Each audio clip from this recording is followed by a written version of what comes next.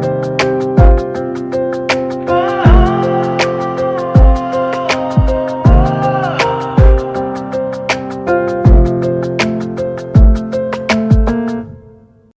Hello வணக்கம். நான் உங்கள் பாட்டுக்காரன்.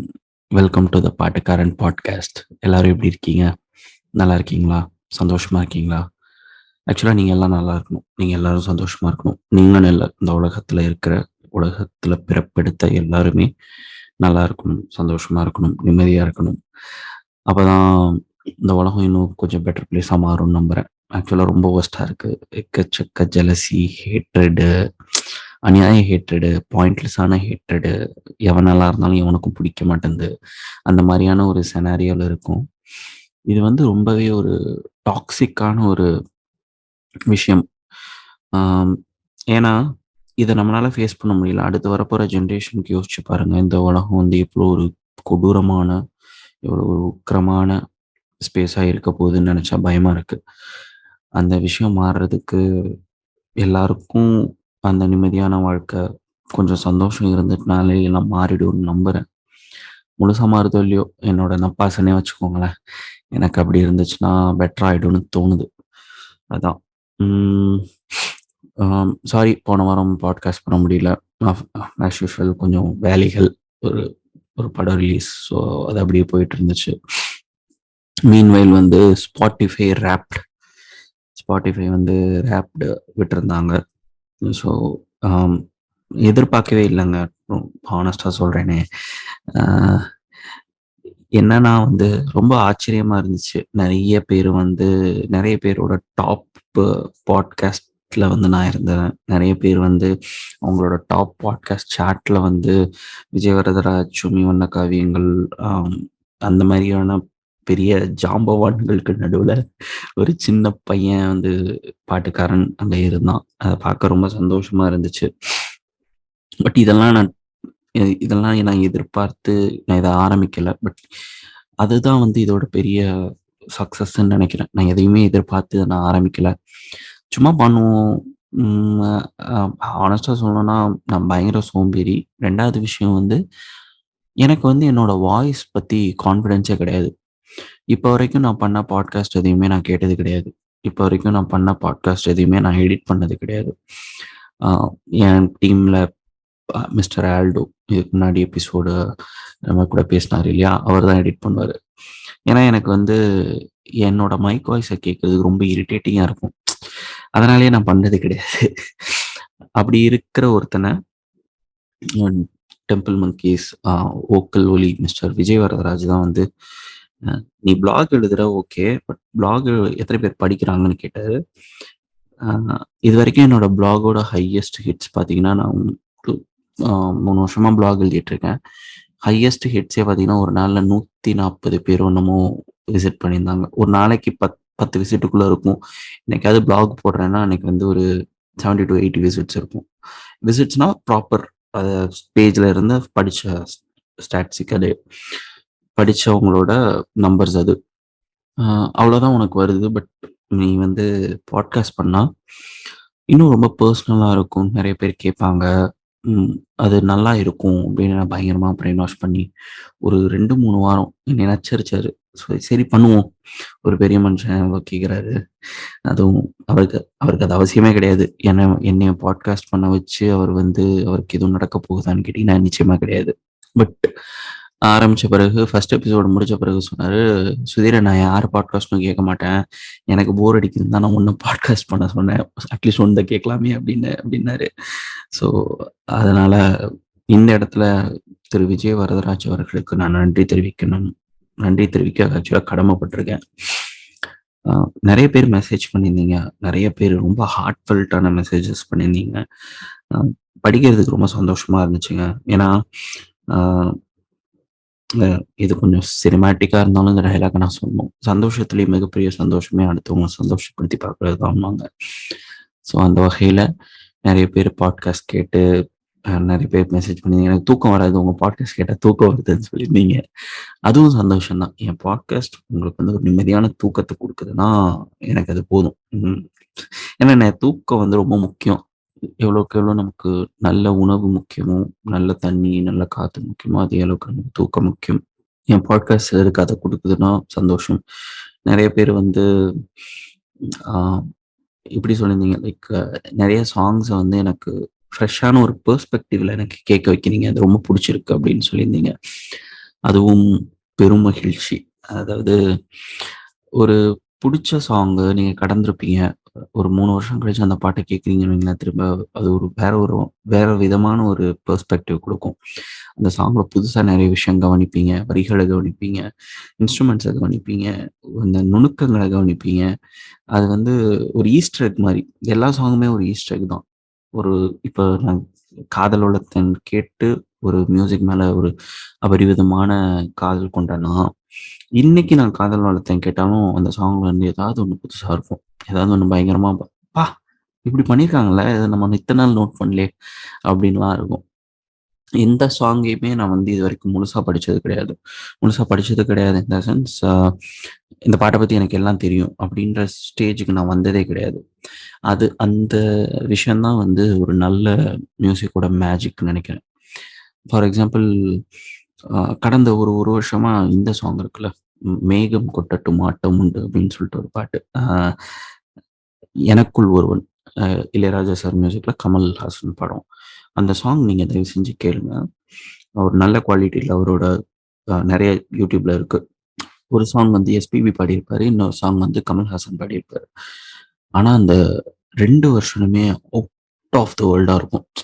எஸ்பெஷலி நான் நான் பார்த்த வரைக்கும் எந்த ஒரு சவுண்ட் ட்ராக்லயும் எஸ்பிபி சார் பாடுன பாட்ட கமல் சார் வந்து இன்னொரு வெர்ஷன் பாடி நான் பார்த்ததே கிடையாது. ஆனா இந்த படத்துல ஐ மீன் இந்த பாட்டுல அத பார்க்கும்போது வந்து ராஜா எப்படி வச்சிருக்காருன்னா, அதுல என்ன இருக்கும் அப்படின்னு சொல்லிட்டு கேட்டீங்கன்னா, இப்போ 2021 22 ஆகப்போது.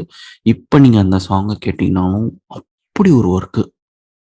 லாஸ்ட் ஒரு 1 இயராவே நான் அந்த பாட்ட அடிக்கடி கேட்டுட்டு இருக்கேன். நேத்து காலையில கேட்டுட்டு இருக்கும்போது, "என்னையலியும் ப்பா! என்னால்ல" அது வந்து அந்த சாங்லாம் வந்து ஒரு நல்ல ஹெட்ஃபோன்ஸ்லயோ, ஸ்பீக்கர்லயோ நீங்க கேட்கும்போது வேற லெவல் மேஜிக்கா இருக்கு.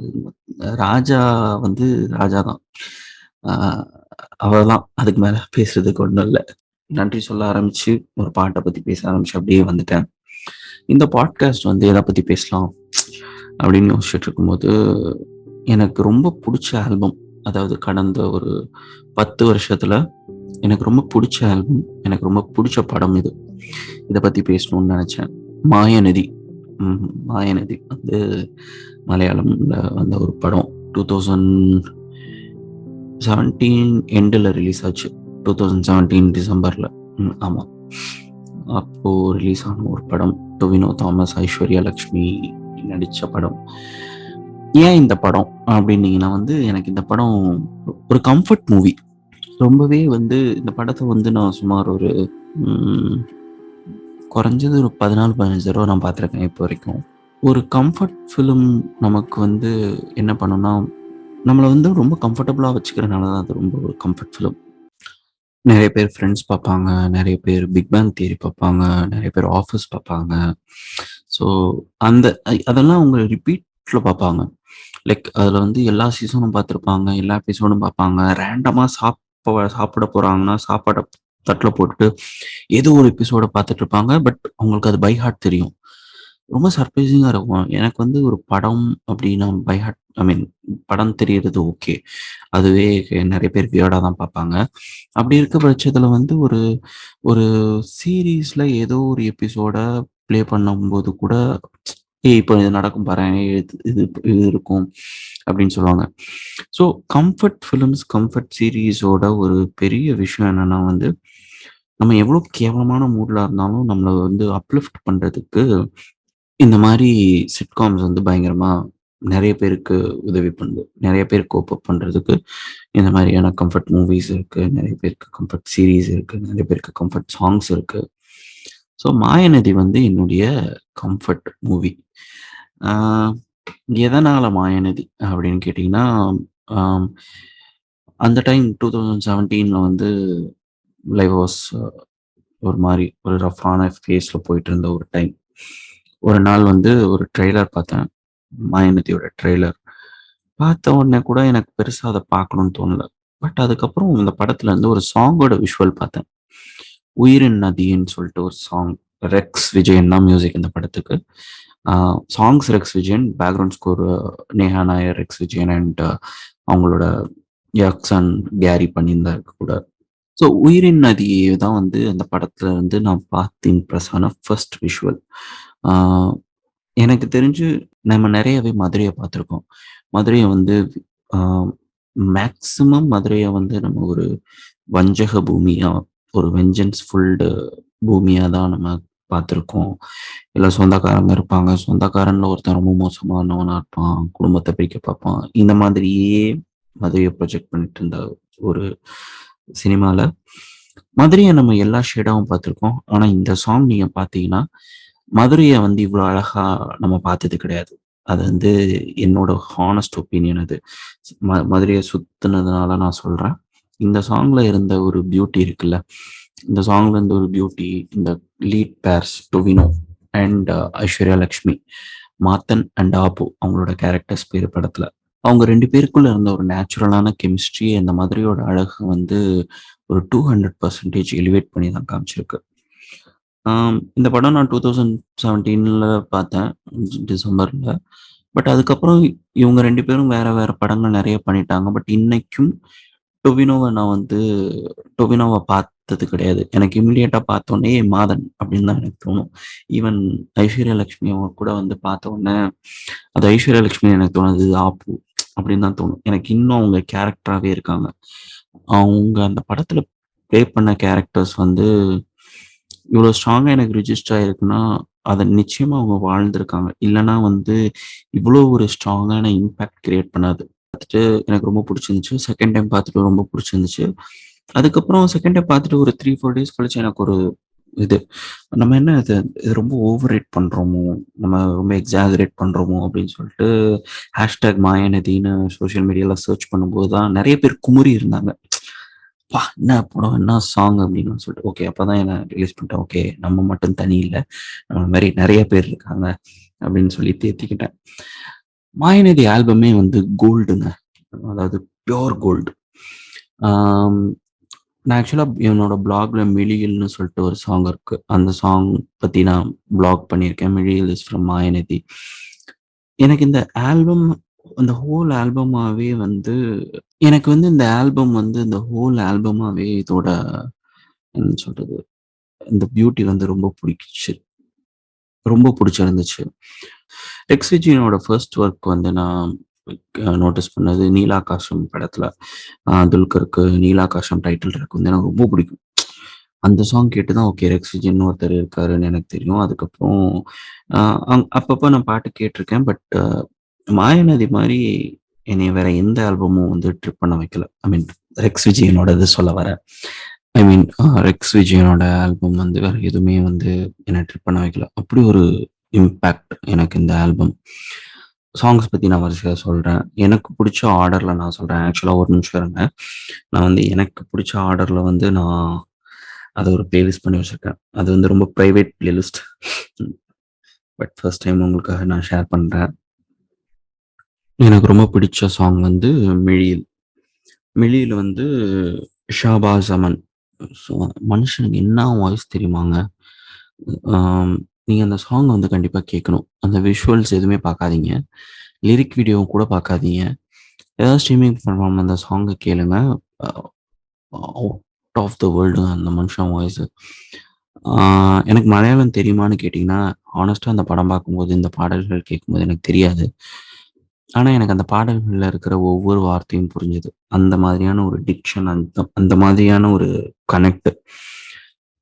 "மிழியில்" என்னோட hands on favourite song from Mayanadhi. Most favourite actually. ஆ அதுல ஒரு ஹைல பாடியிருப்பாரு. "ஹர்ஷமாய் வர்ஷமாய் விண்ணிலே வெண்ணிலா தூறலாய் நாம்" அப்படின்னு சொல்லிட்டு. உங்களுக்கு தமிழ் மட்டுமே தெரிஞ்சிருந்தாலும், இந்த வரி உங்களுக்கு புரிஞ்சிருக்கும்னு நம்புறேன். ஆ அவ்ளோ சிம்பிளான வரிகளா தான் இருக்கும். உங்களுக்கு தமிழ் தெரிஞ்சதுன்னா, உங்களுக்கு இந்த பாட்டு கண்டிப்பா புரியும். ஸோ அந்த சாங் தான் வந்து என்னோட மோஸ்ட் ஃபேவரைட். அத அத ஷூட் பண்ண விதம், ஒரு லவ் மேக்கிங் சீன் அது. அது அவ்ளோ ஏஸ்தட்டிக்கா முகம் சுளிக்காம, ஐ மீன் பார்க்குறவங்க முகம் சுளிக்கவே மாட்டாங்க. அவ்வளோ அழகா, அவ்வளோ ஏஸ்தட்டிக்கா, அவ்வளோ பியூரா அத ஷூட் பண்ணியிருப்பாங்க. எவ்ரி ஃப்ரேம் வந்து ஒரு பெயிண்டிங் மாதிரி இருக்கும் அந்த சாங்ல. ஸோ பட் நீங்க வந்து அந்த படமா பாருங்க ஃபர்ஸ்ட்டு. படமா பார்த்த பிறகு நீங்க வீடியோ, சாங்ஸ் பாருங்க. ஏன்னா, உங்களுக்கு அந்த படமும் நீங்க பார்க்கணும்னு நெனைக்கிறேன். ஏன்னா, அந்த படத்துல த்ரூ அவுட் மியூசிக்க ட்ரீட் பண்ண விதம், ரெக்கார்டிங் ஒரு தீம் இருக்கும். ரிமெம்பரிங் ஆப்புன்னு சொல்லிட்டு. அது வந்து through out the film travel பண்ணும். அது கேட்டாலே ஒரு லி ஒரு லிமிட்க்கு மேல வந்து நீங்களே யாரையும் மிஸ் பண்ற மாரியான ஒரு ஒரு ஒரு வேக்கம் குடுக்கும் அந்த சாங். அந்த ஒரு வேக்கம் குடுக்கும் அந்த தீம். ஸோ, அதனால ஐ சஜெஸ்ட் யூ கைஸ் ஒண்ணு பாட்ட ஃபுல்லா கேட்டுருங்க. பாட்ட ஃபுல்லா கேட்டுட்டு படம் பாருங்க. படம் பார்த்துட்டு நீங்க திரும்ப அந்த ஆல்பம் ரீவிசிட் பண்ணும்போது, வேற மாதிரியான ஒரு ஒரு ட்ரிப்புக்குள்ள உங்கள அந்த படமும் சரி, ஆல்பமும் சரி, ஸ்கோரும் சரி உங்கள கொண்டு போகும். அதுக்கு வந்து நான் கேரண்டி. அடுத்த சாங் வந்து எனக்கு பிடிச்சது "உயிரின் நதி". நான் சொன்னேன் இல்லையா? ஃபர்ஸ்ட்டு நான் அந்த படத்துல இருந்து பார்த்த ஒரு ப்ரோமோ மெட்டீரியல். ஸோ "உயிரின் நதி" அஃப்கோர்ஸ் மதுரைய செம்மையா காட்டியிருப்பாங்க. அதுக்காகவே நீங்க வந்து அந்த பாட்டு பார்க்கணும். அடுத்த சாங் வந்து "காட்டில்". காட்டிலும் again the same singer Shahbaz Aman பாடின சாங்கு. காட்டில் வந்து ஒரு பியூட்டிஃபுல்லான ஒரு ஜேர்னி. அந்த ஹீரோவும், ஹீரோயினும் போற ஜேர்னில இந்த சாங் இருக்கும். அதுவும் இந்த படத்துல வந்து பிரம்மாண்டமே கிடையாதுங்க. இந்த படத்துல பிரம்மாண்டம்ங்கிறது வந்து அவங்க அந்த லீட் கேரக்டர்ஸ் அவங்களுக்குள்ள இருக்கிற கான்ஃப்ளிக்ட்ஸ் மட்டும் தான் அந்த படத்தோட பிரம்மாண்டம்.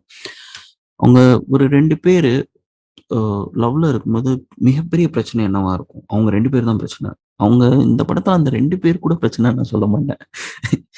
ஒரு சின்ன சந்தர்ப்ப சூழ்நிலைனால அது பிரச்சனையாகும். அந்த பிரச்சனை பெருசாகும். அது அப்படியே போயிடும். But coming back to the song காட்டில் வந்து அவ்ளோ அழகா ஷூட் பண்ணியிருப்பாங்க. ட்ரெயின்ல தான் ஷூட் பண்ணியிருப்பாங்க. பெரிய மெஜஸ்டிக் ஃப்ரேம்ஸ் எல்லாம் கிடையாது. அ அதுவும் பிரில்லியன்ட்டான சாங். அ அதுவும் நீங்க கேட்கணும். அப்புறம் கிளியேன்னு சொல்லிட்டு ஒரு சாங். கிளியே வந்து நேஹா நாயர் பாடுன சாங். படத்துல படத்துல விஷுவலா ஃபீச்சர் ஆயிருக்கிற ஃபர்ஸ்ட் சாங். டைட்டில் கார்டு வரும்போதே வர சாங். அ இந்த ஆல்பம் பத்தி வந்து இது ஏன் முக்கியமா பேசுறேன் அப்படின்னா, ஆ நெறைய பேர்ட்ட இப்ப சமீபத்தில படங்கள் பத்தி, பாட்டு பத்தி பேசும்போது மலையாள சாங்ஸ், மலையாள ஃபிலிம்ஸ் சஜெஸ்ட் பண்ணா அவங்களுக்கு ஒரு என்ன நீங்க ரொம்ப மலையாள ஃபிலிம்ஸ வந்து நீங்க ஓவர் ரேட் பண்றீங்க. அத மட்டும் தான் பயங்கரமா கொண்டாடுறீங்கன்னு சொல்றாங்க. கொண்டாடுற மாரியான படங்கள் எடுக்குறாங்க. கொண்டாடுற மாதிரியான கலைகள அவங்க குடுக்குறாங்க. அதுதான் மெயின் ரீசன்னு நெனைக்கிறேன். ஆ வெற்றிமாறன் ஒரு இன்டர்வியூல சொல்லியிருந்தாரு ஆக்சுவலா. Being local is actually being international அப்படின்னு. நீங்க எவ்வளோக்கு எவ்வளோ ரொம்ப லோக்கலா, எவ்வளோக்கு எவ்வளோ உங்க ஊர்ல நடக்கிற விஷயங்கள, எவ்வளோக்கு எவ்வளோ உங்கள சுத்தி இருக்கிற க மனிதர்களுக்கு இடையில இருக்கிற விஷயங்கள் பத்தி பேசுறீங்களோ, அதுதான் இன்டர்நேஷனல்ன்றாரு. இன்னைக்கு நம்ம இங்கிலீஷ் படம் பார்க்குறோம். எவ்வளவோ அது வந்து இன்டர்நேஷனல் ஸ்டஃப்ன்றோம். அது வந்து உங்களுக்கு என்ன வகையில உங்களால அத ரிலேட் பண்ணிக்க முடியுதுன்னு யோசிச்சு பாருங்க. நிச்சயமா கிடையாது. அது வந்து அந்த ஊர்ல அவன் அவனோட பிரச்சனைய பேசுறான். அது உங்களுக்கு வந்து ரிலேட் பண்ணிக்கிறத விட, ஓ! இது வந்து புதுசா இது வந்து நான் கனெக்ட் பண்ணிக்கிறேன். இது வந்து எனக்கு புதுசான ஒரு விஷயமா இருக்கு. அப்படின்னு சொல்லிட்டு நீங்க வாலண்டரியா கனெக்ட் பண்ணிக்கிறீங்க. அதுதான் வெற்றிமாறன் என்ன சொல்றாரு, நம்ம ஊர் பிரச்சனைய நம்ம பேசுனோம்னா, இத வெளிநாட்டுக்காரன் பார்க்கும்போது அவனுக்கும் அந்த ஃபீல் வரும். அது அவனுக்கு ரொம்ப இன்டர்நேஷனலா இருக்கும். ஸோ நம்ம வந்து நம்ம ஊர் கதைய பேசலாம் அப்படின்னு சொல்றாரு. ஸோ மலையாள சினிமால வந்து அது நெறைய நடக்குது. ரொம்ப சிம்பிளான ஃபிலிம்ஸ் லைக் போன வருஷம் வந்து தி கிரேட் இண்டியன் கிச்சன். பார்த்த எல்லாருக்குமே செருப்பால் மாரி இருந்திருக்கும். அது எல்லார் வீட்லயும் சகஜமா நடக்கிற ஒரு விஷயம். எல்லா இந்தியன் ஹவுஸ் ஹோல்ட்ல எனக்கு இந்தியாவ பத்தி நல்லா தெரிஞ்சனால சொல்றேன். அக்ராஸ் த ஸ்டேட்ஸ் நான் வந்து டிராவல் பண்ணியிருக்கேன். அதனால சொல்றேன், அது வந்து எல்லா வீட்லயும் நடக்கிற ஒரு விஷயத்த, வீட்ல இல்ல, கிச்சன்ல நடக்கிற ஒரு விஷயத்த அவன் ரொம்ப ரியலிஸ்டிக்கா காட்டியிருந்தான். அது வந்து எல்லாரையும் செருப்பால அடிச்ச மாரி இருந்துச்சு. எல்லாரும் ரிலேட் பண்ணிக்கிட்டாங்க. நெறைய பேர் வந்து இது தப்புன்னு ரெக்ரெட் பண்ணாங்க. தப்புன்னு புரிஞ்சுக்கிட்டாங்க. ஸோ, அதுதான் வந்து மலையாள சினிமா பண்ணிட்டு இருக்கிற ஒரு விஷயம். ஸோ, மாயாநதி கூட அப்படிதான். மாயாநதியில வந்து பெருசா பிரம்மாண்டம் கிடையாது. கதை அந்த கேரக்டர்ஸ் தான் பிரம்மாண்டமே. மாத்தனன், அப்பு வந்து கடைசி வரைக்கும் மாத்தனன், அப்புவா இருப்பாங்க. அப்புவோட ஷூஸ்ல இருந்து நீங்க யோசிப்பீங்க. மாத்தனோட ஷூஸ்ல இருந்து யோசிப்பீங்க. என்ன தப்பா போயிருக்குன்னு யோசிப்பீங்க. இவங்க ஏன் சேர மாட்றாங்க? இவங்களுக்கு என்ன பிரச்சனை? அப்படி என்ன உங்களுக்கு இதாயி போச்சு? ஒண்ணா இருக்கலாமே! எல்லாமேவே நீங்க ஃபீல் பண்ணிருவீங்க அந்த படம் பார்க்கும்போது. ஸோ அப்படி ஒரு ஃபீல் எனக்கு ரொம்ப கொடுத்த படம். இன்னொரு சாங் இருக்கு, மாயாநதின்னு சொல்லிட்டு ஒரு சாங். அது வந்து மிழியலோட ஒரு ஒரு அன்பிளக்டு ஒரு கவர் வெர்ஷன் மாதிரியான ஒரு இதுதான். அதுவுமே வந்து செம்மையா இருக்கும். அதே ஃபீல்ல இருந்தாலும் அந்த மாயாநதி ட்ராக் கொடுக்குற ஒரு வார்ம்த் வந்து ரொம்ப ஸ்பெஷலான ஒரு வார்ம்த் அது. அதுவும் மாயாநதியில எனக்கு ரொம்ப பிடிச்ச விஷயம் வந்து சொன்னேன். மறுபடியும் சொன்ன மாதிரி அந்த கேரக்டர்ஸ் தான். இருந்தாலும் அந்த கேரக்டர்ஸ் எப்படி பெக்குலியரான கேரக்டர்ஸ்னா, ஹீரோயினும் ரொம்ப நாள் பார்த்துக்கல. அவன் திடீர்னு ஃபோன் பண்ணிட்டு, "நான் கொச்சின்ல தான் இருக்கேன். வந்து பார்க்கவா?" அப்படின்னு கேட்பான். "உடனே வேணாம்" அப்படின்ருவா. பட் அவன் திரும்ப போய் நிக்கும்போது கன்னத்துல அரைஞ்சுட்டு அவ நடந்து போயிட்டே இருப்பா. நடந்து போயிட்டு இருக்கும்போது திடீர்னு அப்படி கொஞ்சம் ஸ்லோவா நடப்பா. உடனே கொஞ்சம் வெயிட் பண்ற மாரி போம்போது, இவன் ஓடி போய் திரும்ப அவ கூட நடப்பான். இது வந்து நமக்கு நடந்திருக்கலாம். நம்ம ஃப்ரெண்ட்ஸ்க்கு நடந்திருக்கலாம். இது வந்து ரொம்ப சிம்பிளான ஒரு ஹியூமன் இதான். என்ன கோவம் இருந்தாலும், "நான் உன்ன லவ் பண்றேன். நான் உன்ன லவ் பண்ணியிருக்கேன். உன் கூட இருக்கிறது எனக்கு பிடிச்சிருக்கு. உன் கூட இருக்கிறது எனக்கு சேஃபா இருக்கு மேபி. ஸோ, அதனால உன் கூட போறதுல எனக்கு பிரச்சனை இல்ல." அந்த மாதிரியான ஒரு சிம்பிள் ஹியூமன் எமோஷன்ஸ வந்து அந்த இடத்துலலாம் பயங்கரமா ரெஜிஸ்டர் பண்ணியிருப்பாங்க. எவ்ரி டைம் மாதன் வந்து அந்த ரிலேஷன்ஷிப்ப ஒர்க் அவுட் பண்றதுக்கு ஏதாவது பண்ணணும் அப்படின்னு பேசும்போது, ஆப்பு வந்து முடியாது. நான் உன்ன நம்பல. உன் மேல இந்த நம்பிக்கை போயிடுச்சு அப்டின்னே சொல்லிட்டுருப்பா. பட் மாத்தன் வந்து அத பொருட்படுத்திக்கவே மாட்டான். அது ஸ்டாக்கிங் கிடையாது. ஆ ஏன்னா வேர் இன் அ ரிலேஷன்ஷிப். அவ வந்து பேசாம அவன அவாய்ட் பண்ணல. எந்த சிச்சுவேஷனுமே வந்து ஆ ஏதோ ஒரு விட்ட குறை, தொட்ட குறை அவளுக்கும். ஸோ இது ஒர்க் அவுட் ஆகும் அப்படிங்கிற நம்பிக்கையில அவனும் திரும்ப, திரும்ப, திரும்ப, திரும்ப வந்துட்டே இருப்பான். அந்த கரப்பான்பூச்சி இருக்குல்ல, கரப்பான்பூச்சி அப்படிதான். நீங்க என்னதான் தொரத்திட்டே இருந்தாலும் வந்துட்டே இருக்கும். ஸோ மாத்தன் வந்து லிட்டரலா அந்த மாரி தான் அந்த படத்துல பிஹேவ் பண்ணுவான். நெறைய விஷயங்கள் அந்த படத்துல அவங்க 2 பேருக்குள்ள இருக்கிற சின்ன சின்ன நியூயான்சஸ். லைக் அவளுக்கு ஒரு ஒரு ஒரு ஆடிஷனுக்கு போயிருப்பா. அவளுக்கு வந்து பயங்கர நர்வஸா இருக்கும். ரொம்ப ஆங்ஸைட்டி அட்டாக் மாதிரி இருக்கும். நம்ம இத கிராக் பண்ண முடியுமா? நம்மளால அத பண்ண முடியுமா? அப்படின்னு இருக்கும்போது, உடனே அவளுக்கு ஃபோன் பண்ணுவான். அவனுக்கு ஃபோன் பண்ணிட்டு, என்ன ஏதாவது மோட்டிவேட் பண்ணு அப்படின்னு சொல்லும்போது, அவன் மோட்டிவேட் பண்ண ட்ரை பண்ணிட்டே இருப்பான். அவளுக்கு அது பத்தவே பத்தாது. எனக்கு தயவு செஞ்சு ஏதாவது பண்ணுன்னு சொன்னோனே, அவன் டென்ஷன் ஆயிட்டு திட்டுவான். "ஏய்! இத நீ கிராக் பண்ணலன்னா, நீலாம் வந்து இன்னொருத்தவங்க வாழ்க்கையில ஆச்சா போச்சான்றும்." அது அவளுக்கு பயங்கர ஒரு மாரல் பூஸ்டிங்கா இருக்கும். போயிட்டு அத கிராக் பண்ணிட்டு வந்துருவா. அப்புறம் அவங்க 2 பேரும் சும்மா அ நைட்டு நடந்துட்டு இருப்பாங்க. அப்ப வந்து ஒரு தள்ளுவண்டியில ஒருத்தர் கடல வித்துட்டு வந்துட்டு இருப்பாரு. அப்ப கடல கேட்ட உடனே அவங்க பேக் பண்ணுவாரு. பேக் பண்ண பிறகு பார்த்தீங்கன்னா, 2 பேருமே சேஞ்ச் இருக்காது. சரி சேஞ்ச் இல்ல எங்களுக்கு வேணாம் அப்படின்னு சொல்லுவாரு. அந்த கடலைக்காரர் இல்ல, இல்ல நீங்க ஃப்ரீயா எடுத்துக்கோங்க அப்படின்னு சொல்றாரு. இல்ல, இல்ல வேணாம் அப்படின்னு சொல்லிட்டு போயிருவாங்க. பட் கொஞ்சம் தள்ளி வந்த பிறகு அ ஆப்பு வந்து கை காட்டுவா. உடனே மாத்தன் வந்து அவன் கையில இருக்கிற கடலைய குடுப்பான். ஸோ இவன் இந்த இடத்துல வந்து இத பண்ணியிருப்பான். கண்டிப்பா அவன் இத எடுத்திருப்பான்ற அண்டர்ஸ்டாண்டிங் அவங்களுக்கு இருக்கும். இந்த மாரியான நெறைய விஷயங்கள் படம் ஃபுல்லா அவ்ளோ அழகா பிளேஸ் பண்ணி வச்சிருப்பாங்க. பட் இந்த படத்த வந்து வேற லெவலுக்கு எலிவேட் பண்ணது எவ்வளோக்கு எவ்வளவு மாத்தனோட கேரக்டரைசேஷனும், பெர்ஃபார்மன்ஸோ, ஆப்போட கேரக்டரைசேஷன், பெர்ஃபார்மன்ஸோ அதே அளவுக்கு மியூசிக் வந்து அவ்ளோ பெரிய ஒரு அசெட் இந்த படத்துக்கு. அதனால தான் சொல்றேன். நீங்க தயவு செஞ்சு இந்த ஆல்பம் கேளுங்க. இந்த ஆல்பம் கேட்டுட்டு இந்த படத்த பாருங்க. இந்த படம் பார்த்துட்டு திரும்ப வந்து நீங்க ஆல்பம் கேளுங்க. அப்போ வந்து இது வேற மாதிரியான ஒரு ஒரு ட்ரிப்ப குடுக்கும் அந்த படம். கண்டிப்பா இந்த இடத்துல வந்து ஷாம் புஷ்கரன் அண்ட் திலீஷ் நாயருக்கு வந்து தேங்க்ஸ் சொல்லணும். Thanks for writing Mayanadhi. ஆ thank you Aashiq Abu. Thank you Rex Vijayan for the wonderful music. So ஒரு ஆர்ட் வந்து அதோட பர்ப்பஸ் என்னைக்கு அடையுதுன்னா, ஒருத்தன் அத ரொம்ப விரும்பி, இது என்னோட மட்டும் நின்றக்கூடாது. இத நெறைய பேர் செலிப்ரேட் பண்ணணும்னு நெனைக்கும்போது தான் அது நிறைவு பெறுது. நெறைய பேர் ஆஃப்கோர்ஸ் மாயாநதி பார்த்திருப்பீங்க. நெறைய பேர் மாயாநதிய சஜெஸ்ட் பண்ணியிருப்பீங்க உங்க ஃப்ரெண்ட்ஸ்க்கு. பட் பாட்டுக்காரனா, நான் வந்து உங்களுக்கு இத சஜெஸ்ட் பண்றேன். நீங்க இந்த ஆல்பம் கேளுங்க, படம் பாருங்க. நிச்சயம் உங்களுக்கு பிடிக்கும்னு நான் நம்புறேன். புடிச்சதுன்னா, தயவு செஞ்சு எனக்கு மெசேஜ் பண்ணுங்க. உங்களுக்கு புடிச்ச விஷயங்கள், எனக்கு புடிச்ச விஷயங்கள் எப்படி இருக்குன்னு டிஸ்கஸ் பண்ணலாம். அப்புறம் ஒரு முக்கியமான விஷயம். எல்லாரும் Instagramல பயங்கரமா சப்போர்ட் பண்ணிட்டு இருக்கீங்க. Twitter அண்ட் Facebookலயும் அப்படியே போயிட்டுருக்கு. ஸோ Discordஅ வந்து இன்னும் கொஞ்சம் நான் பெர்சனலா யூஸ் பண்ணலாம்னு யோசிக்கிறேன். ஸோ உங்களுக்கு தெரிஞ்ச Discord கில்லாடிஸ் யாராவது இருந்தீங்கன்னா, தயவு செஞ்சு எனக்கு Instagramல மெசேஜ் பண்ணுங்க. அத ஒரு ரொம்ப பெர்சனல் ஸ்பேஸா நம்ம நெறைய டிஸ்கஸ் பண்றதுக்கு, அந்த மாதிரியான விஷயங்களுக்கு நம்ம யூஸ் பண்ணணும்னு நான் நெனைக்கிறேன். So yeah! Thank you. மீண்டும் வேற ஒரு நல்ல பாட்காஸ்ட்ல நான் உங்களை சந்திக்கிறேன், சீக்கிரமே சந்திக்கிறேன். அதுவரைக்கும் உங்களிடமிருந்து விடைபெறுவது உங்கள் பாட்டுக்காரன். நன்றி.